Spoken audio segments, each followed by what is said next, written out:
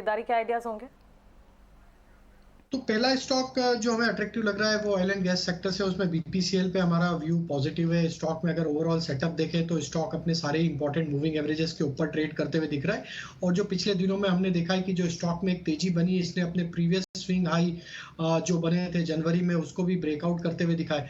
तो ऑलमोस्ट ये fourth consecutive week है जहाँ पे हायर हाई फॉर्मेशन बनते हुए दिख रहे हैं, जो क्लियर डिस्प्ले करता है कि यहाँ पे एक सस्टेन्ड बाइंग बनी हुई है स्टॉक में। सिस्टम में देखें तो यहाँ पे इस सीरीज में लॉन्ग बिल्टअप भी यहाँ पे बीपीसीएल में डिस्प्ले होते हुए दिख रहे हैं। तो हमें लगता है बीपीसीएल एक अच्छा बाय हो सकता है। यहाँ से 375 380 तक के अपसाइड के टारगेट के लिए बीपीसीएल बाय किया जा सकता है। 350 का स्टॉप लॉस होगा।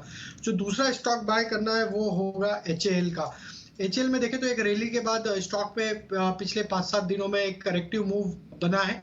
ऑलमोस्ट स्टॉक ने अपने 50 डे मूविंग एवरेज के आसपास से सपोर्ट लेके वापस से पुलबैक का ट्रेड यहाँ से बनते हुए दिख रहा है। हमें लगता है एक करेक्शन में ये अपॉर्चुनिटी है एचएएल को वापस बाय करने की। स्टॉक के overall long term structure bullish है।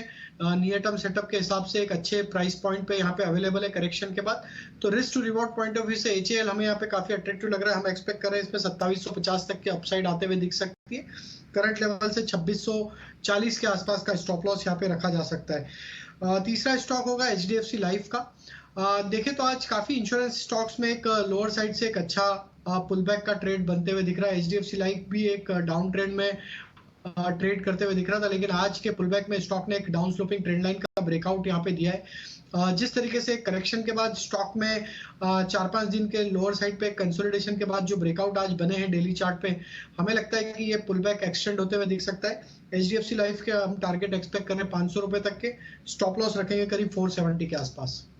राइट, एचडीएफसी लाइफ और साथ ही आपने इससे पहले जो दूसरा काउंटर लिया वो था एचएएल, क्योंकि फिर से अब जब तेजी पकड़ रही है मार्केट तो अच्छे स्ट्रॉन्ग सेक्टर्स में तो अच्छी तेजी आती भी है, ठीक है। लेकिन इस बीच आज रिलायंस की तेजी है, रिलायंस की इन स्पेसिफिक, वो क्या इन न्यूज बेस्ड ही है या फिर एक टेक्निकल रिबाउंड यहाँ पर भी है?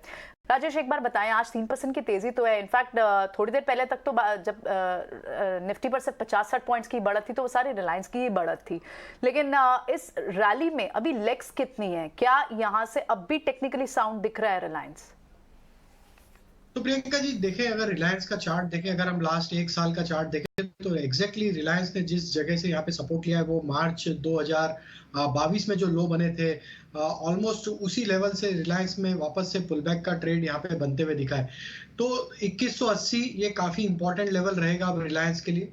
जब तक ये लेवल इंटेक्ट है हमें लगता है पुलबैक यहाँ से एक्सटेंड होते हुए दिख सकता है। आज के सेटअप में भी देखें तो एक शॉर्ट कवरिंग यहाँ पे प्ले आउट होते हुए दिख रही है। जिस तरीके से स्टॉक अब 2220 2240 के ऊपर कंफर्टेबली ट्रेड करते हुए दिख रहा है, अगर ये कंटिन्यू रहेगा तो ये पुलबैक एक्सटेंड होते हुए दिख सकता है 2300 2340 की तरफ।